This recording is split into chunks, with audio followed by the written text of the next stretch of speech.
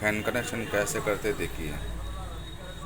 ये कैपेसिटर है, इसको हम लगाएंगे इस पॉइंट पे,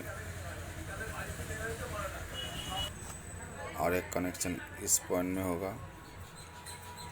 ये मेन कनेक्शन है। दोनों कॉइल से लेके एक पॉइंट यहाँ पर आया और दोनों कॉइल लेके यहाँ पर आया। कनेक्शन लेके घुमा के दिखाते, ये देखिए फैन घुमा के दिखाते। ओके है।